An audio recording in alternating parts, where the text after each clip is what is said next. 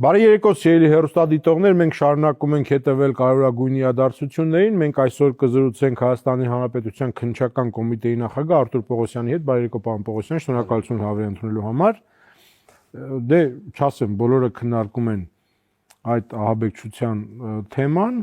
կարծիքները տարբեր են։ Նախ խնդրեմ ընդհանուր առմամբ դուք պատկերը ներկայացրեք։ Դրանք այդպես դրվագներ են, որոնք աչափահյան, մյուսը, թե դրանք մի ընդհանուր շղթայի մեջ են։ Բարի երեկո ձեզ, շնորհակալ եմ։ Ձայնագրությունը, ծրագիրը հասկանալի է։ Շնորհակալ եմ նաև հարցի համար։ Դուք ճիշտ նկատեցիք, որ ընդհանուր առմամբ դուք տեղեկացված եք արդեն նաև մեր հանրությունը տեղեկացված է նախաձեռնված քրեական բարույթների մասին եւ ինչպես նաև մեր հետագա գործողությունների մասին, որոնց վերաբերյալ քննչական կոմիտեն նաև պարբերաբար հաղորդագրություններ է տարածել։ Այո, այս ամբողջ շղթան հարուցված նախաձեռնված քրեական բարույթները, որոնց մասին որ դուք հիշատակեցիք, ես ուզում եմ, որպեսզի մենք ոչ թե դիտարկենք առանձին, այլ մեկ ամբողջական շղթայի համատեքստում։ Ի՞նչն է դրան համար հիմք տալիս։ Նախ առաջինը ես կցանկանամ առանձին քրեական բարույթներով, իհարկե պահպանելով նախաքննական գաղտնիքը, որոշակի փաստական տվյալներ ներկայացնեմ, որոնք ըստ էության նաև ես ոնց հասկացա մամուլում նաև բազմիցս շրջանառվել է, այդ թվում նաև ապատեղեկատվություն տարածելու առումով։ Առաջի գործի մասին, որի մասին ես կուզեմ հիշատակել, դա Վազգեն Գալստանյանի վերաբերյալ քրեական բարույթն է, որը որ դուք տեղյակ եք, նախաձեռնված է ահաբեկչության նախապատրաստության եւ իշխանությունը յուրացնելու նախապատրաստության հատկանիշներով։ Շատ կարեւոր շեշտադրում կցանկանամ ասել, որ բարույթը նախաձեռնվել է ազգային անվտանգության ծառայության համապատասխան ստորաբաժանման կողմից դատարանի որոշման հիման վրա իրականացված օպերատիվ հետախուզական միջոցառումների արդյունքում։ Ընդ որում, օպերատիվ հետախուզական միջոցառումները իրականացվել են տևական ժամանակ, որոնց արդյունքում ձեռք են բերել այնպիսի տվյալներ, որոնք հիմք են եւ առիթ են հանդիսացել, որպեսզի մենք նախաձեռնենք քրեական բարույթ։ Քրեական բարույթը նախաձեռնվել է այս տարվա մարտ ամսին։ Դրանից հետո արդեն վարույթի ընթացքում նախաքննության ընթացքում մենք դարձյալ դատարանի որոշման հիման վրա իրականացրել ենք գաղտնի քննչական գործողություններ նույն անձանց շրջանակի վերաբերյալ եւ ստացել ենք դարձյալ հանցակազմը հաստատող եւս այլ փաստական տվյալներ։ Այսինքն այս առումով հանցավոր խմբի անդամները հայտնվել են ազգային անվտանգության ծառայության տեսադաշտում, նրանց գործողությունները, հանցավոր խմբի անդամների յուրաքանչյուրի գործողությունները գտնվել է ազգային անվտանգության ծառայության վերահսկողության ներքո։ Եվ խմբի անդամները պլանավորել են իրենց գործողությունները, հավաքագրել են տարբեր մարդկանց, այդ մասին նաև համապատասխան հրապարակում ենք տարածել, ըստ էության պլանավորել են իրենց գործողությունները, որպեսզի երկրում ստեղծեին անկառավարելի քաոսային իրավիճակ։ Մասնավորապես հավաքագրել էին 20-25 հոգուց բաղկացած թիրախային խմբեր, որոնք պետք է իրականացնեին հստակ գործողություններ։ Ընդ որում, գործողությունների կատարման ժամանակագրությունը պարբերաբար ենթարկվել է փոփոխությունների։ Դուք տեղյակ եք, որ հրապարակման մեջ նաև կար տարեթիվ 2024 թվական։ 2024 մենք ունենք փաստական տվյալներ, որ 2024 թվականի օրինակ նոյեմբեր ամսից պլանավորել էին որոշակի գործողություններ, սակայն կախված հանցավոր խմբի համախմբվածության, պատրաստվածության, այլ գործիքներ, միջոցներ ձեռք բերելու հանգամանքից գործողությունների կատարման ժամանակագրությունը անընդհատ փոփոխություն է ենթարկվել։ Նշեմ նաև, որ մենք ունենք տվյալներ, քրեական վարույթով ձեռք են բերել տվյալներ, որ գործողությունները պլանավորել էին կատարեին, օրինակ որպես հավանական կատարման օր մատնանշվել է 2025 թվականի նաև ապրիլի 24-ը, Գործողությունների կատարման որպես այդպիսին ժամանակ մատնանշվել է 2025 թվականի մայիսի 9-ը, մայիսի 28-ը, հունիսի կեսերը եւ վերջի տվյալը, որը որ արդեն մեր քրեական վարույթով որպես փաստական տվյալ արդեն արտացոլված է, հանցավոր խմբի անդամները սպասում էին մի այնպիսի իրավիճակի, կախված երկրի արտաքին եւ ներքին ընդհանուր ազդակների, որը հանրությանը կմատուցեին իրենց ուզած ձևաչափով, կգեներացնեին դժգոհություն եւ կսկսեին իրենց գործողությունները։ Ընդ որում, դուք եթե ուշադրություն եք դարձրել, հանցավոր խմբի անդամները ընդհանուր իրավապահ մարմինների ուշադրությունը շեղելու համար կազմակերպելու են փոքրաթիվ հանրահավաքներ, բայց հիմնական ուղղություն դա ընդհանրապես շեղման եղանակ էր, հիմնական ուղղությունը վերապահված էր այս 20-25 հոգուց բաղկացած թիրախային խմբերին, որոնք պետք է իրականացնեին հստակ գործողություններ։ Ես կուզեմ թվարկել, թե ինչ գործողություններ էին պլանավորում կատարել հանցավոր խմբի անդամները, որոնց մասին նաև որոշ հանգամանքներ մենք արդեն նշել ենք մեր հաղորդագրության մեջ։ Պետք է փակեին Հայաստանի Հանրապետությունում գրեթե բոլոր միջպետական ճանապարհները, Երևան մուտք գործող ճանապարհները, վառել ավտոմեքենաները, ջարդել խանութները, փողոցներում շաղ տալ ավտոմեքենաների անիվները վնասող աստղիկներ, որպեսզի ստեղծեն ավտովթարներ, ստեղծեին մասսայական ավտովթար։ Այո, այդ կերպ ճանապարհները փակեն, խցանումներ առաջացնեին եւ այլն եւ այլն։ Պետք է խափանեին ինտերնետային կապի մալուխները, որպեսզի զրկվեր ըստ էության համացանցի հասանելիությունից։ Պետք է կատարեին հոսանքազրկումներ, ընդ որում մեր ձեռքի տակ արկա է նաև փաստական տվյալներ, որ իրենց ձեռքի տակ նաև այս տվյալները քարտեզով եւ այլն լրիվ իրենց տրամադրության տակ, այսինքն իրենց հասանելի էր, ոչ թե ուղակի խոսքերով են, այլ նաև ձեռք էին բերել համապատասխան տեղեկատվություն։ Պետք է կատարեին հոսանքազրկումներ, որը պետք է բերեր բանկերի եւ մեծ խանութների աշխատանքի խափանման։ Պետք է պայթեցնեին սալյուտներ, սյուներին, դարպասներին, պատերին, կիրառեին ծխարցակման միջոցներ, որոնք ըստ էության պետք է այդ պատվեր ծխով եւ այլն։ Ներկով լցված տարաներ էին ձեռք բերել, որպեսզի նետեին ընթացքի մեջ ավտոբուսների դիմակապակիների վրա, որպեսզի նրանց ընթացքը կանգնեցնեին, խցանումներ առաջացնեին, վնասեին տրոլեյբուսների գծերը, խափանեին ներքին զորքերի տեղակայման վայրերի դարպասները, որպեսզի ոստիկանության զորքերը ժամանակին եւ իրավապահ մարմինները դուրս չգային եւ չկանխեին այս ամեն ինչը։ Պետք է թունելներում վառեին խոտերի տուկեր, թունելներում, որպեսզի դրանով դարձյալ խցանումներ առաջացնեին։ Հակերների միջոցով պետք է հազարավոր նամակներ ուղարկեին նախարարությունների պաշտոնական կայքերին, կառավարության պաշտոնական կայքերին, պետք է փորձեին հակերային հարձակումների միջոցով պարալիզացնել եւ կոտրել կառավարության համապատասխան կայքը, աշխատանքները։ Ավելին, այս խոսակցություններից եւ մեր քրեական վարույթով ձեռբերված տվյալներից նաեւ մենք պետք է հանցավոր խմբի անդամները համապատասխան մասնագետների օգնությամբ պետք է արհեստական բանականության միջոցով ստեղծեին կեղծ խոսակցություններ, բարձրաստիճան ոստիկանների եւ այդ ձայնագրությունները տարածեին համացանցում։ Պետք է ձեռք բերեին պատգամավորների, ոստիկանապետի եւ այլ պաշտոնյաների հեռախոսահամարները։ Նշված գործողությունները ընդ որում նկարահանվելու են եւ առցանց ռեժիմով հրապարակվելու էին համացանցում։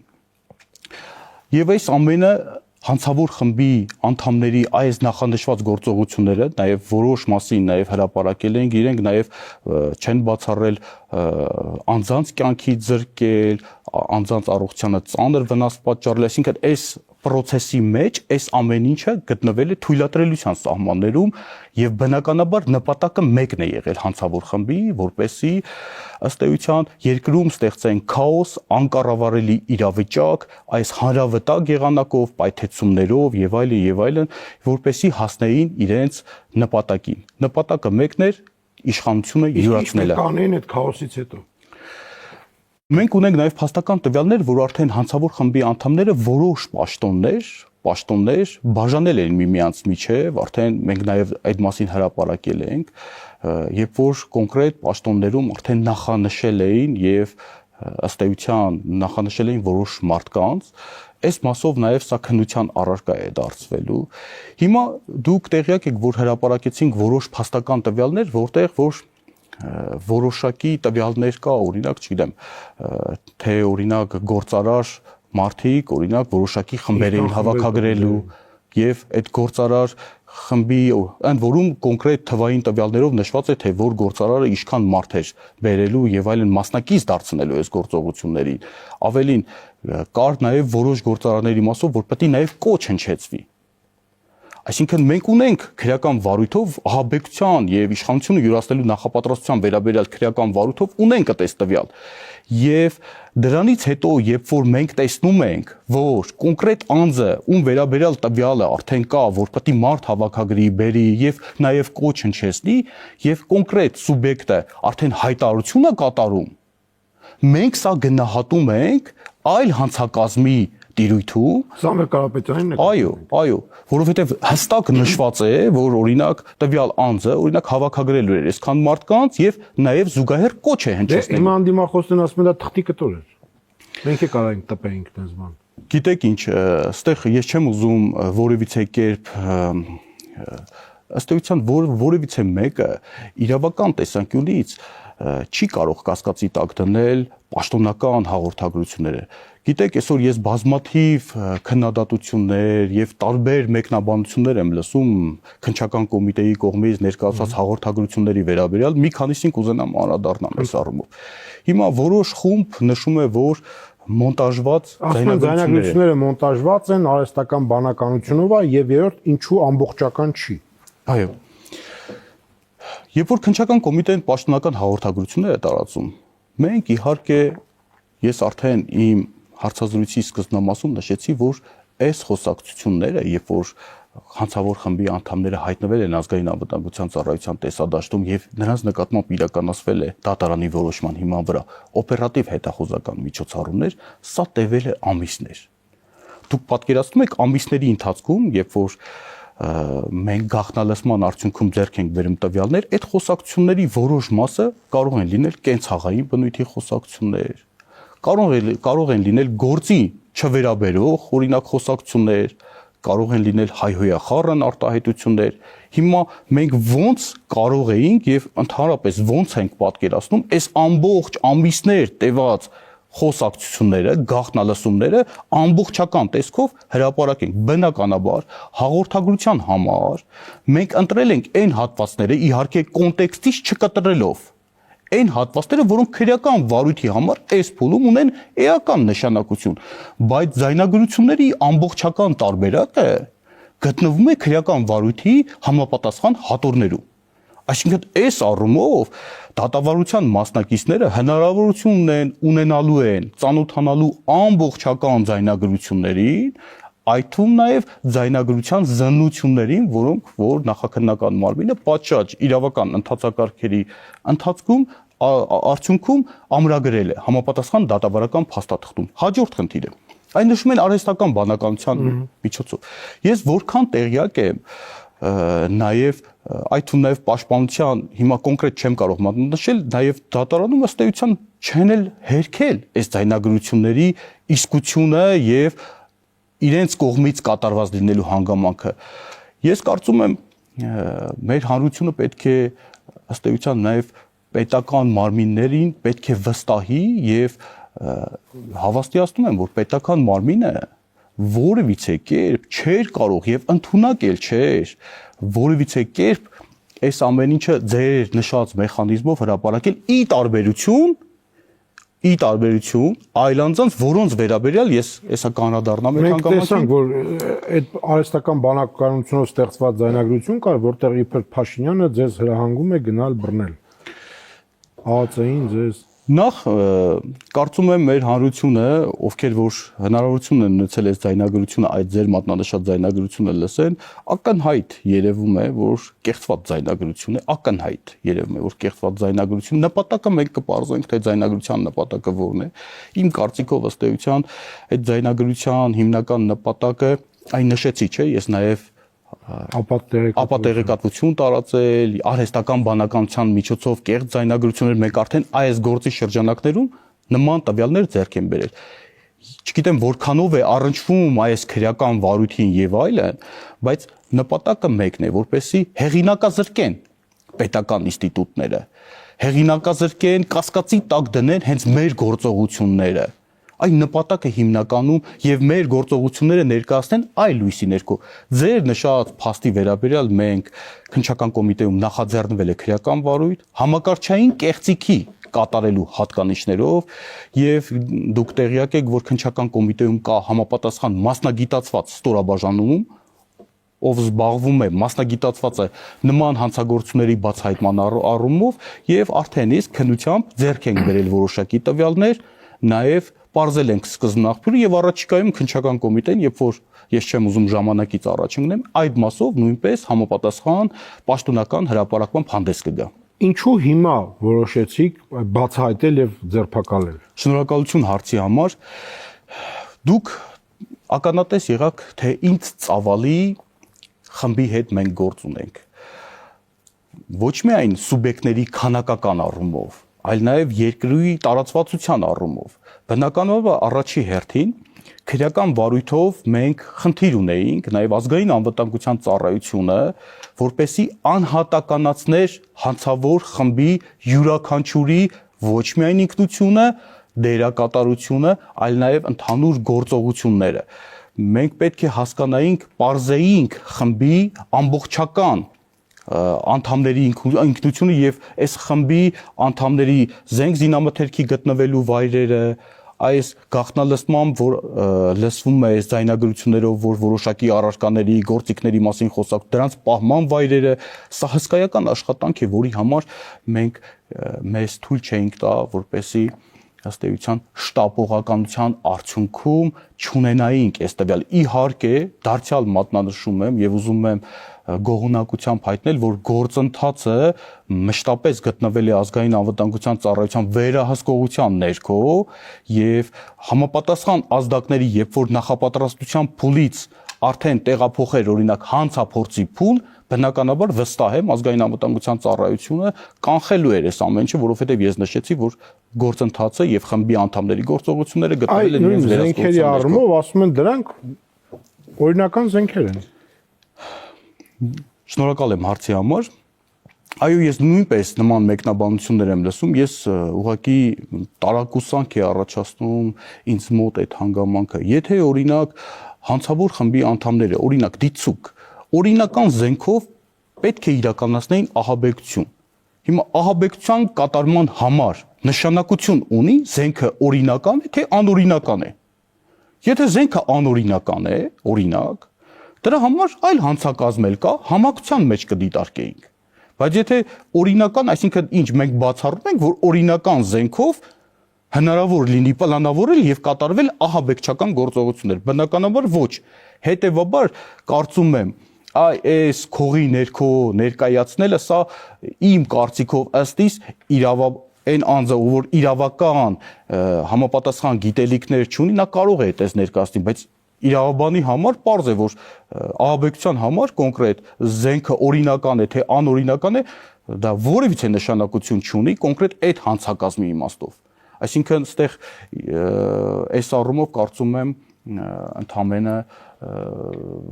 ահաբեկչական գործողությունների այս կատարման բացահայտումը եւ դրա նշանակությունը որոշակի նսեմացնելն է ընդհանրապես։ Ոնց որոշեցիք, որ ղեկավարը Գալստանյանն է։ Բնականաբար այս մասով մենք երբ որ պլանավորում էինք եւ փաստական տվյալներ էինք ձեռք բերում գաղտնի քննչական գործողությունների կատարման արդյունքում կամ օպերատիվ հետախուզական միջոցառումների արդյունքում ձեռք բերված փաստական տվյալները երբ որ ուսումնասիրում ենք, մեր մոտ ակնհայտ է դառնում, թե ով է ղեկավարում, ով է տալիս համապատասխան ցուցումներ, ով է պլանավորում, ով է հավաքագրմամբ զբաղվում, այսինքն այս տվյալները մեզ հիմք է տալիս հանգելու, որ ըստ էության հիմնական ղեկավարը հենց տվյալ ձեր կողմից մատնանշված անձն է։ Ֆինանսավորման առումով այս ամեն ինչը էժան հաճույք չի։ Այդ մասին ոչինչ չի ասում հաղորդագրությունների մեջ։ Շատ ճիշտ նկատառում էր, ես իհարկե հենց հանցակազմի իմաստով քննության նաև հիմնական ուղղություններից մեկն է լինելու նաև այն, որպեսզի պարզենք ֆինանսավորման աղբյուրները, այդ մասով հավաստիացնում եմ, որ պատշաճ դատաբարական ընթացակարգերի շրջանակներում քննություն կկատարվի, որովհետև դուք տեղյակ եք, որ եւ տեսակ մենք դեռ որոշ մասն ենք հրապարակել այն գործիքների, միջոցների։ Այսինքն էլի բաներ կան, որ չեք հրապարակել։ Այո, բնականաբար մենք ամբողջական չենք հրապարակել, որոնք ինքնին որոնց ձեռքբերումը ենթադրում է որոշակի ֆինանսական միջոցներ եւ ֆինանսական հնարավորություններ։ Դուք եթե ուշադրություն դարձրեցիք գաղտնալսման հրապարակված արդեն ձայնագրություններից մեկում նաեւ խոսվում է, երբ որ պատերի տակ գյուլենք, նաեւ կազմակերպվելու էր ըստ էության դրանց ֆինանսավորման եւ փոխհատուցման հարցը։ Այսինքն այս առումով մեր հենց քննության ուղղություններից մեկը լինելու է նաեւ այն, որպեսզի պարզենք հանցավոր խմբի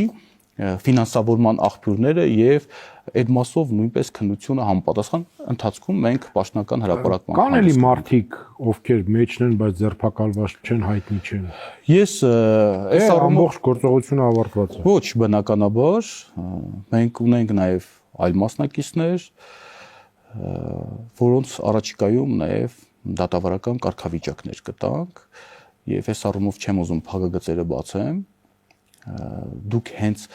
եթե նայել եք մեր հրապարակումից այս խմբի գործողությունները չէր կարող սահմանափակվել այս անձանց շրջանակով։ Բնականաբար այդ մասով նախաքննական մարմինը ակտիվ, քննչական եւ այլ դատավարական գործողություններ է կատարում, իհարկե նաեւ ազգային անվտանգության ծառայության հետ համատեղ։ Օգտվելով առիթից ես նաեւ ուզում եմ շնորհակալություն հայտնել մեր ազգային անվտանգության ծառայության գործընկերներին, որոնց շնորհիվ հնարավոր եղավ կանխել եւ բացահայտել այս դեպքը եւ չեզոքացվեց ըստ էության աննախադեպ պետության սահմանադրական կարգի եւ հիմունքների դեմ ուղղված այս հանցավոր ոտնձգությունը եւ այս առումով բնականաբար մյուս գործընթացները երբ որ արդեն մեր խնդիրը հիմնականում դատավարական ընթացակարգերով արդեն քրեական վարույթը իր տրամաբանական վախճանին հասցնելն է։ Աճապահյանի գործը սրա հետ կապ ունի թե ոչ։ Հաջորդ քրեական վարույթը շնորհակալություն հարցի համար, նաև Միքայել Աճապահյանի վերաբերյալ քրեական վարույթն է, որը որ դուք տեղյակ եք, քննչական կոմիտեում անախախնությունն իրականացվում եւ նախաձեռնվել է ըստ էության իշխանությունը զավթելուն ուղղված հրապարակային կոչերի փաստի արդիվ։ Այո, այս վարույթը ըստ էության նախաձեռնվել է նախ ես մի որոշ հանգամանքների կուզեմ անդրադառնալ, որոնց վերաբերյալ դարձյալ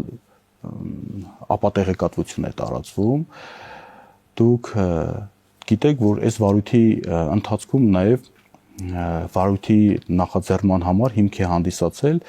կարծեմ 2024 թվականի փետրվարի 3-ին Միքայել Աճապահյանի կողմից տրված հարցազրույցը, որտեղ որ ինքը կոնկրետ արդեն չբացեմ ըստ էության խոսքը, որը որ մենք գնահատել ենք իշխանությունը զավթելուն ուղղված հրապարակային։ Բայց ասում են սկզբից նա շատ վաղ է դա ասել, դատախազությունը նույնիսկ պատասխանել է, որ հանցակազմ չի տեսնում եւ հետո այդ մարդուն տեսել են ու բռնել են։ Ես կարդացել եմ նաև դատախազության պաշտոնական հաղորդագրությունը ըստ էության սպառիչ պատասխան էր։ Ես կիսում եմ ամբողջությամբ այդ պատասխանը։ Դատախազության հենց պարզաբանման մեջ կարմիր թելով անցնում էր նաև, որ Միքայել Աճապահյանը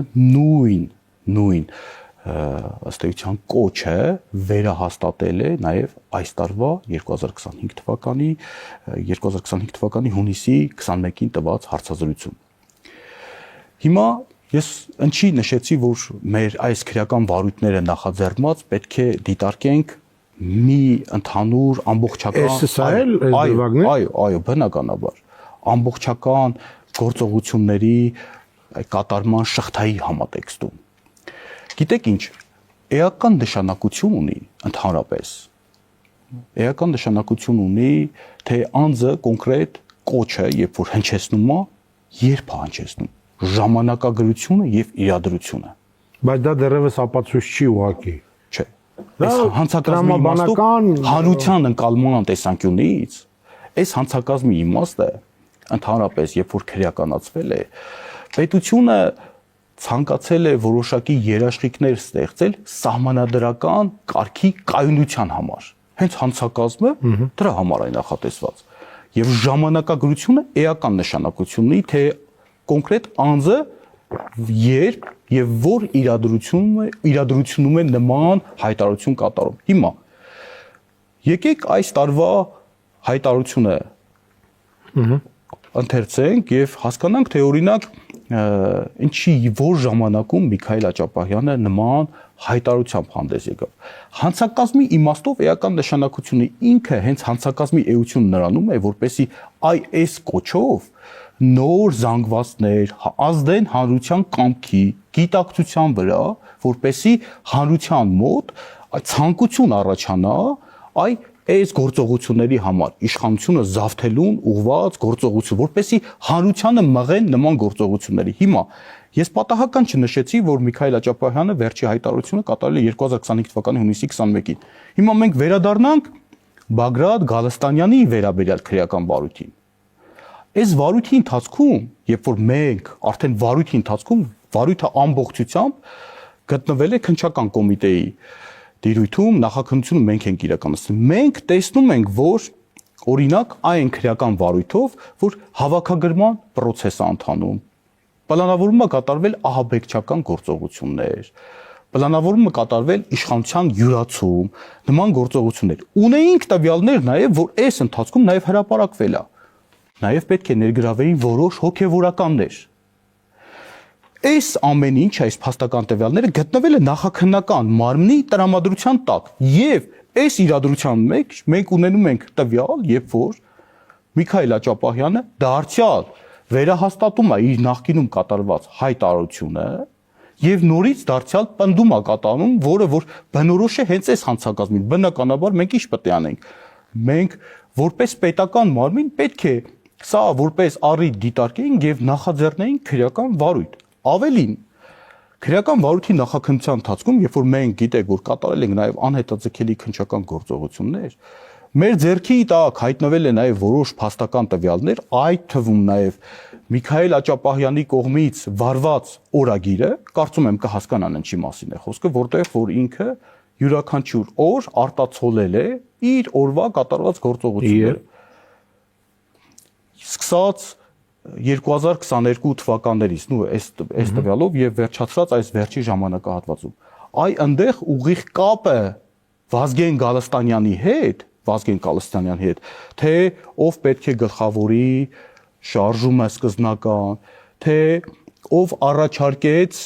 որպեսի շարժումը գլխավորի, թե դրանից հետո, երբ որ շարժումը ձախողվեց, ինչ հանդիպումներ տեղի ունեցան,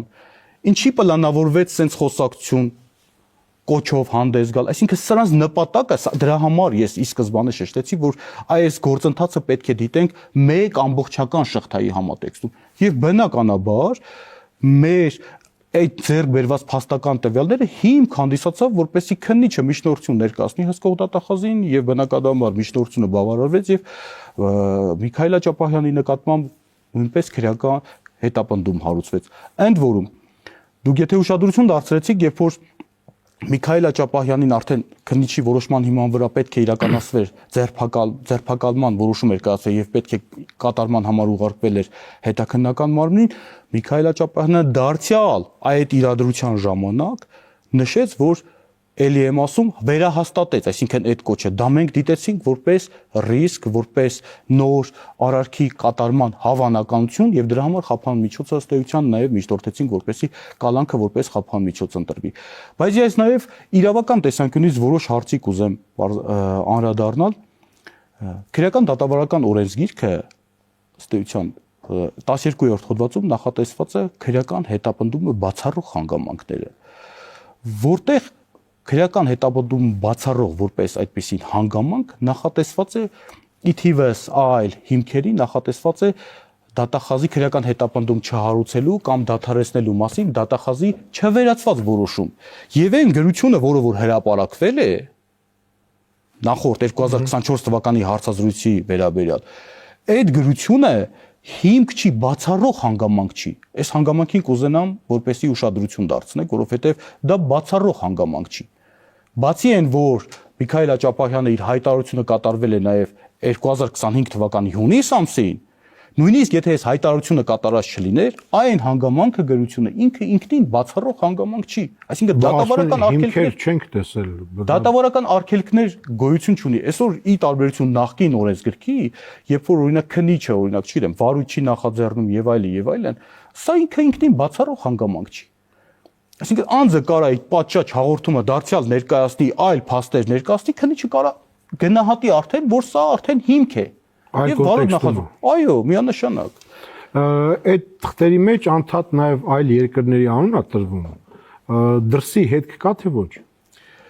Մեր քննության ուղղություններից նաև մեկը այն նշեցինք, որ օրինակ ֆինանսավորման ուղղություն եւ այլն պետք է բարձենք, մեր քննության ուղղություններից նաև մեկը այն է, որպեսզի բարձենք ընդհանուր հանցավոր խմբի անդամների ամբողջական շրջանակը։